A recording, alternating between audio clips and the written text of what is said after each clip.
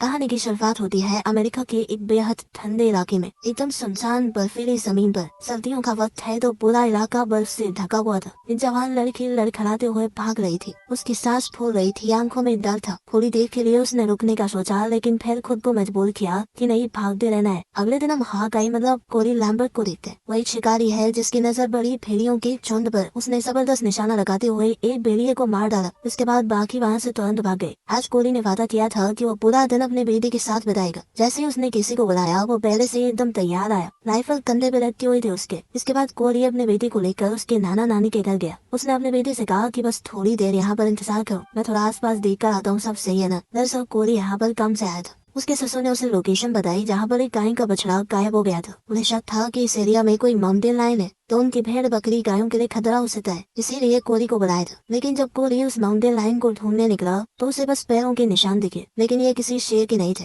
जल्द ही उन कदमों का पीछा करते हुए उसे बर्फ पर खून के निशान मिले। उसने अपने बैग से कुछ खास कपड़े निकाले, पिस्तौल अपने हाथ में ली और ध्यान से कदमों को फॉलो करने लगा। ये वही रास्ता था जहाँ से वो लड़की भागी थी। अभी उसके पैरों के निशान बर्फ से ढके नहीं थे। थोड़ा आगे जाकर निशान कुछ ऐसे हो गए कि कोई बड़ी मुश्किल से चला। कोरी धीरे धीरे खून के निशान फॉलो करता रहा। थोड़ी आगे जाकर उसे वो लड़की मिल गई। वह कोई शांत पड़ी थी, पैर नंगे, जिस्म जम चुका था, मुंह में खून और बर्फ जमी हुई थी। कोरी ने तुरंत इमरजेंसी मदद के लिए कॉल किया। FBI को यहाँ तक आने में टाइम लगने वाला था, क्योंकि रोड बहुत खराब है, हर तरफ बर्फबारी हो रही है। ट्राइबल पुलिस के चीफ बेन ने कहा कि बॉडी को हिलाना मत जब तक FBI के ऑफिसर आके साइड की छानबीन न कर ले। लेकिन कोरी बेचैन हो गया। उसने कहा कि बर्फबारी तेज हो रही है, जल्द ही पूरे निशान गायब हो जाएंगे लड़की के, कि कहाँ से भागी थी, कहाँ से आ रही थी वो। उसने बेन से परमिशन मांगी कि वो अकेला छानबीन कर सके, लेकिन बेन ने मना कर दिया। कोरी उस लड़की को जानता था, ये बॉडी नैटली की ही है, लेकिन बेन ने कहा कि ढंग से जांच करने के बाद ही कंफर्म करेंगे।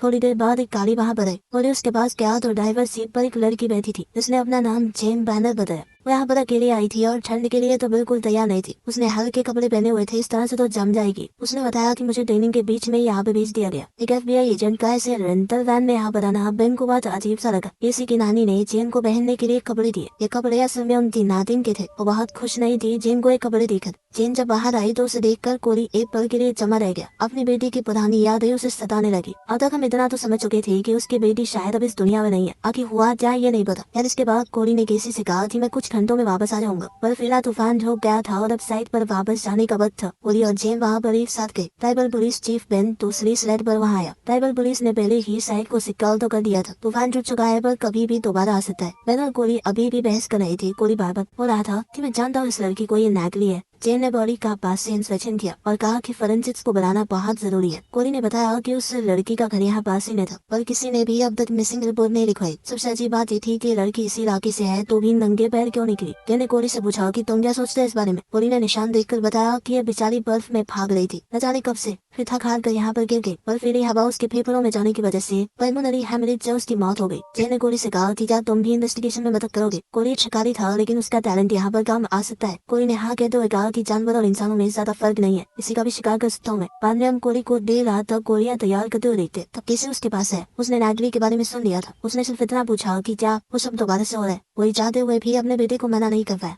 अगले दिन जेन को पता चला कि रिपोर्ट इसलिए नहीं लिखवाई गई क्योंकि नैटली अब अपने माँ बाप के साथ नहीं रहती थी। 18 साल की होते ही उसने अपने बॉयफ्रेंड के साथ रहना शुरू कर दिया था। मेडिकल एग्जामिनर ने बताया कि मरने से पहले नैटली के साथ जबरदस्ती हुई थी, लेकिन वो ये नहीं बता पाया कि हमलावर एक था या कई सारे। उसकी बॉडी पर कई कट्स भी थे। मौत का कारण बिल्कुल वही था जो कोरी ने बताया, पल्मोनरी हेमरेज। ये सब देखते हुए एग्जामिनर ने केस को मर्डर डिक्लेयर कर दिया। अब उन्हें ये पता लगाना था कि ये लड़की भाग कहाँ से रही थी, लेकिन उनके पास कोई भी सबूत नहीं है। जेन ने परेशान होकर कहा कि अगर मैंने ये रिपोर्ट अपने बॉस को भेजी तो मुझे वापस बुला लेंगे, मतलब सरकार की तरफ से फिर कोई मदद नहीं मिलने वाली। इसके बाद सबूत ढूंढने के लिए उन्होंने जल्दी से इंटेरोगेशन शुरू कर दी। सबसे पहले नैटली के पिता से बात हुई। वो जेन के सवालों से इरिटेट हो गया। उन्हें बताया कि मेरी बेटी अपने बॉयफ्रेंड के साथ रहती थी और हमें उसने कभी अपने बॉयफ्रेंड से मिलवाया ही नहीं। हम नहीं जानते उसकी पर्सनल लाइफ के बारे में कुछ। नैटली दिमाग बेडरूम में थी। बेन ने जेन को सिग्नल दिया, 3 लोगों को अभी मत छेड़ो, ये परेशान है। लेकिन जेन फिर भी कमरे के अंदर चली गई। अंदर उसने नैटली की माँ को देखा जो बस रो रही थी। उसकी कमर पूरी तरह झुकी हुई थी, बिल्कुल खामोश बैठी थी वो। इसके बाद कोरी वहाँ पर आया। जैसे ही नैटली के पिता ने कोरी को देखा तो वो बिल्कुल भी गुस्सा नहीं हुआ। उन दोनों के बीच में एक ऐसा दर्द था जिसे समझने के लिए शब्दों की जरूरत नहीं है। वो दोनों एक दूसरे के गले लग गए। कोरी ने धीरे से कहा कहा कि दर्द को पकड़ कर रहना कभी कभी आसान लगता है, लेकिन अपनी बेटी को खोने के बाद मैंने एक बात सीखी है कि हमें बस उनका दिया हुआ प्यार याद रखना है, उन्हें खोने का दर्द नहीं। कैफर मार्टिन ने बताया कि देखो मैं तो कुछ नहीं जानता, लेकिन मेरा एक बेगैरत बेटा है, ड्रग्स वगैरह के चक्कर में फंसा था पीछे।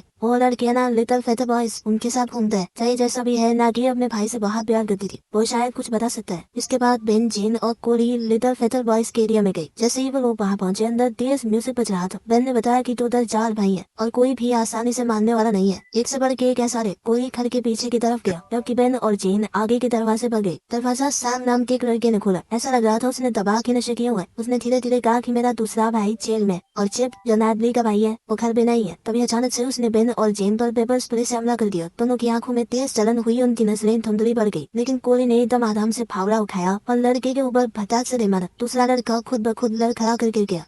अब जेन बंदूक उठाकर अंदर घुसी, उसकी आंखों में अभी भी जलन हो रही थी, वो साफ नहीं देख पा रही थी। जैसे ही वो एक कोने में पहुंची, सैम ने तुरंत उस पर गोलियां चलाई। जेन ने भी तुरंत बचते हुए एक के बाद एक बहुत सारी गोलियां चलाई। सैम गिर पड़ा और जोर जोर से खांसने लगा। जेन ने अपने हाथ से उसकी बंदूक अलग कर दी और उसे गन पॉइंट पर रखा। तब बेन अंदर आया, उसने सैम की हालत देखी और कहा कि हमें यहाँ से निकलना चाहिए। जेन ने कहा कि एम्बुलेंस बुला लेते हैं, उसे तब बचे। लेकिन तभी सैम ने अपनी आखिरी सांस ली। बेन सीधा बाहर निकला, जेन उसके पीछे चल दी। बाहर फ्रैंक और चिप पहले ही पकड़े जा चुके थे। जेन ने अब उनसे सवाल पूछने शुरू किए, लेकिन जैसे ही चिप को चला कि उसकी बहन मर गई है, वो पूरी तरह टूट गया। एक जरूरी बात सामने है, उसे पता था कि नैडली का बॉयफ्रेंड कौन है। जेन ने कहा कि जब उन्हें उस बॉयफ्रेंड के पास ले जा सकता है, लेकिन कोरी ने मना कर दिया। उसने बर्फ में हाल ही में चली गाड़ी के निशान देखे। उसने दूरबीन से उन सभी निशानों को ध्यान से देखा। ये ड्रैप्स उसी पहाड़ की तरफ जा रही थी जहाँ नैडली मिली थी। एक बात बहुत अजीब थी कि ड्रैप्स ऊपर की तरफ गई लेकिन वापस नीचे नहीं है। कोरी तुरंत समझ गया कि जब कुछ तो जानता है। कोरी ने जेन से कहा कि बर्फ ने अभी भी नैडली की कहानी को संभाल कर रखा हुआ है, हमें जल्दी करनी होगी, वरना अगर तेज तूफान आ गया तो सब कुछ मिल जाएगा। गाड़ी के पास पहुंचकर कोरी ने इंजन बंद किया। इन पेड़ों के बीच से उनकी स्लेज आगे नहीं बढ़ सकती। सब लोग पैदल जाने लगे, लेकिन ज्यादा दूर नहीं जाना पड़ा। निशान एक जगह रुक गए, वहाँ एक और डेड बॉडी मिली। बॉडी आधी बर्फ में दबी हुई थी, पंछियों ने उसे नोच लिया था और उसके शरीर पर खून लगा हुआ था। शाम तक पूरा एरिया पुलिस से भर गया। मैंने कहा कि हम उस जगह की कैमरा रिकॉर्डिंग्स निकलवाएंगे। यहाँ पर नैडली का बॉयफ्रेंड काम करता था, लेकिन जो लड़के उनकी कस्टडी में थे वो बिल्कुल चुप रहे, किसी ने कुछ नहीं कहा। इस बार कोरी बोला कि मैं उनसे बात कर सकता हूँ क्या। मैंने उसे समझाया कि अगर मेरे सामने उन्होंने अपने गुनाह मान भी लिए ना, तो भी वो कोर्ट में कन्फेशन के तौर पे नहीं डाल सकते। हम एक ऑफिसर का होना जरूरी है। लेकिन बेन ने कहा कि कन्फेशन की जगह अगर कुछ और मिल गया तो। गेम फोन पर बात करते हुए थोड़ी देर के लिए शायद चली गई। तब कोरी फिर से बेन के पास गया कि मैं इस लड़के को बचपन से जानता हूँ, शायद ये मुझे बता देगा। बेन ने ना चाहते हुए भी कोरी को जाने दिया। जब कोरी चिप से बात करने पहुंचा तो चिप ने कहा कि ये पूरा शहर ही सारा बेकार है, क्या ही जिंदगी है यहाँ पे। लेकिन फिर कोरी ने उसे झंझोड़ते हुए कहा कि तेरी बहन के कातिल अभी भी यहीं घूम रहे हैं, इसी शहर में, यहाँ तो पैदा हुआ, घूमने देगा उनको। उसने चिप का गला पकड़ा, उसे गाड़ी पर जोर से धक्का देते हुए कहा कि तेरी बहन को नोच खाया उन दरिंदों ने, बेशरम। इतना कहकर कोरी मुड़ कर जाने लगा, लेकिन ये सब सुनकर जब दूर गया उसने सब कुछ बता दिया। नैडली का बॉयफ्रेंड मैट है, वो ड्रिलिंग लेक पर सिक्योरिटी गार्ड का काम करता है, लेकिन अगर किसी को और ज्यादा पता हो सकता है तो वो है सैम, उससे पूछो ना। लेकिन सैम तो मर चुका था। कोरी वापस चीफ बेन और जेन के पास गया। जेन जानना तो चाहती थी कि जब ने क्या बताया, लेकिन उसने कुछ पूछा नहीं। बेन ने कहा कि सुबह लेक पर मिलते, लेकिन कोरी बिना कोई सीधा जवाब दिए वहाँ से चला गया।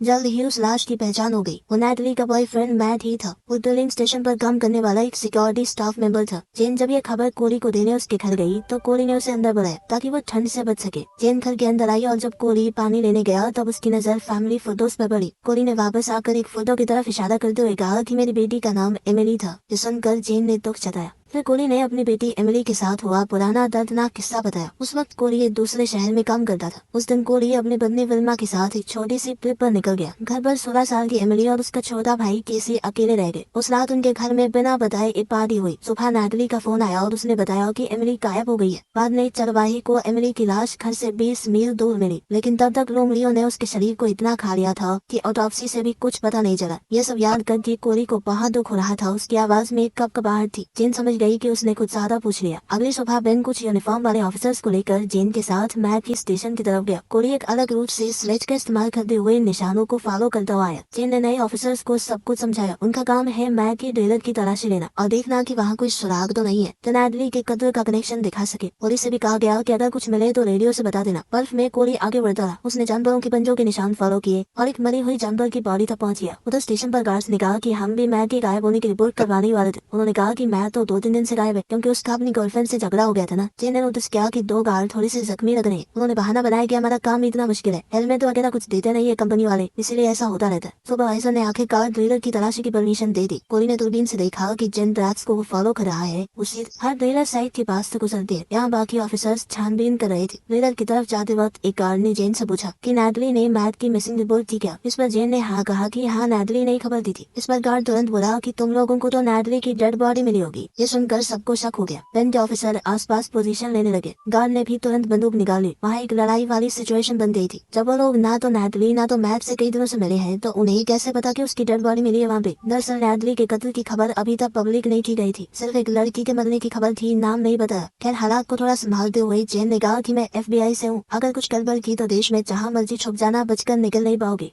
इसी बीच कोरी ने रेडियो पर बेन से बात करने की कोशिश की पर कोई रिस्पांस नहीं मिला। वो राइफल लेकर पैदल ही टेलर की तरफ दौड़ पड़ा। टेलर के पास जाकर जेन को पता चला कि पीट नाम का एक और गार्ड अंदर सो रहा है। वो नाइट शिफ्ट पे था ना। यहीं से हमें एक फ्लैशबैक दिखाया गया। उस रात नैटली बिना बताए मैट को सरप्राइज देने के लिए उसके ड्रिलर पर पहुंच गई। मैट उसे देखकर बहुत खुश हुआ। दोनों गले मिले और बाद में पेट पर लेट कर आगे के प्लान्स बनाने लगे कि आखिर वो कहाँ जाकर सेटल होंगे। तभी बाहर से आवाज है। दूसरे गार्ड्स वापस आ गए थे। वो लोग शहर में रुकने वाले थे पर जल्द ही लौट आए। नैटली कपड़े बदल रही थी, तभी नशे में पीट ने उसे देख लिया और बदतमीजी करने लगा। मैट ने उसे धक्का दिया और पर्दा बंद कर दिया। थोड़ी देर बाद पीट वापस आया और मैट से झगड़ने लगा। एक और गार्ड ने नैटली को गाली दी तो नैटली ने उसे थप्पड़ मार दिया। पीट ने गुस्से में नैटली की पैंट खींच दी। अब तो मैट गुस्से से भर गया और वो पड़ा, लेकिन बाकी गार्ड्स ने भी मैट पर हमला कर दिया। उन्होंने एक बोतल मैट के सर पर फोड़ दी। वो वहीं बेहोश हो गया। उन्होंने नैटली को पकड़कर उसके साथ जबरदस्ती की। बेचारा मैट किसी तरह मुश्किल से खड़ा हुआ और लड़ने की कोशिश करने लगा। इसी दौरान नैटली भाग निकली और दरवाजे से निकलते वक्त उसने मुड़कर देखा। मैट चारों तरफ से घिरा हुआ था। उसने जैसे ही दम घुटने की आवाज सुनी तो वो बर्फ की तरफ भागती चली गई। फिर हम आज के दिन वापस आते। जेन अभी भी ड्रिलर का दरवाजा खटखटा रही थी। दरवाजा अंदर से बंद था। कर्टिस बाहर ऐसे एक्टिंग कर रहा था जैसे उसे कुछ पता ही ना हो। तभी अचानक अंदर से शॉटगन चली जो सीधी जेन को लगी, जिससे वो उड़कर दूर जा गिरी। इस अचानक हुए हमले के बाद गार्ड्स ने ऑफिसर्स पर फायरिंग शुरू कर दी। जेन ने नीचे लेते हुए गार्ड के पैर पर कई गोलियां मारी और उसे मार डाला। अचानक अंदर से कोई मशीन गन से फायरिंग करने लगा और अब जेन ने बेन को भी मरते हुए देखा। कर्टिस अभी भी जिंदा था। उसने जेन की बंदूक छीन ली और उसे मारने वाला था। तभी दूर से एक स्नाइपर ने गोली चलाई और कर्टिस वहीं पर दिया। ये गोली था जिसने बाकी 2 गार्ड्स को भी खत्म कर दिया। अब सिर्फ 2 लोग टेलर में बचे थे। एक और मारा गया। सिर्फ पीट बचकर भागने में कामयाब हो गया। पीट खिड़की से कूदकर भागा था। जेन ने टेलर के नीचे से उस पर गोली चलाई पर वो जंगल की तरफ भागता रहा। तब गोली जल्दी से जेन के पास पहुंचा। गोली ने उसे जल्दी से टेलर के अंदर सोफे पर बैठाया। जेन ने कहा कि मुझे रेडियो दो, अगर हेलीकॉप्टर यहाँ तक आ गया तभी बच पाऊंगी। गोली ने रेडियो पर मैसेज दिया और फिर कहा कि मैं पीट के पीछे जा रहा हूँ, लेकिन अगर मैं उसे पकड़ भी पाया तो भी वो वापस नहीं आएगा। जेन ने हामी भरी। उसे पता था कि गोली क्या करने वाला है।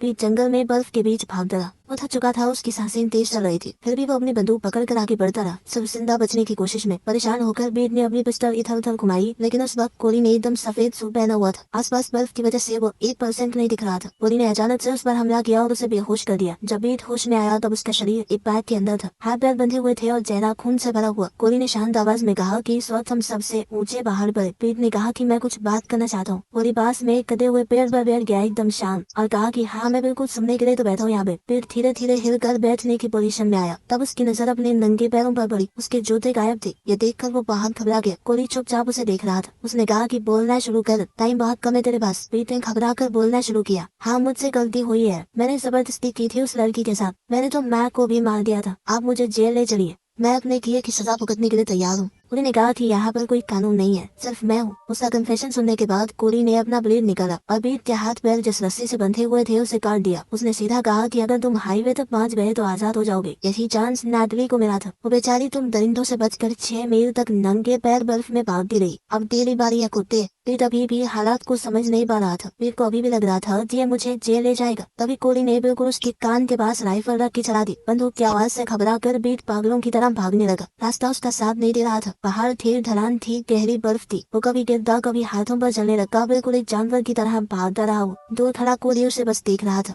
थोड़ी देर बाद पीट के फेफड़ों ने उसका साथ छोड़ दिया। वो बर्फ पर पीट के बल गिर पड़ा, सांस के लिए लड़ता रहा और फिर धीरे धीरे तड़प तड़प कर मरा। कोरी को तो एक भी गोली चलाने की जरूरत नहीं पड़ी। बाद में कोरी कोली हॉस्पिटल गया जेन से मिलने। जेन अभी भी चिंता थी, कोली कमजोर लग रही थी पर पूरी तरह ठीक हो जाएगी। कोली ने एक छोटा सा मजाक किया तो हंस पड़ी। कोली उसके लिए एक स्टफ टॉय भी लेकर आया था। इसके बाद जेन ने भावुक होकर कहा कि मेरे दिमाग में एक ही बात चल रही है, बेचारी 6 मील तक नंगे पाँव कैसे भागी होगी, इतनी ठंड में किस हालत से गुजरी होगी वो। इस पर कोली ने सिर्फ इतना कहा कि उसे भगाने वालों को भी भगा कर आया हूँ मैं। बाद में कोली ने नादली के पिता को भी जाकर ये पूरी बात बताई और सलाह दी कि अपने बेटे से इतना दूर मत हो जाओ, उसे जरूरत है अभी तुम्हारी। उम्मीद है इन लोगों की जिंदगी में आगे सब कुछ बेहतर ही होगा।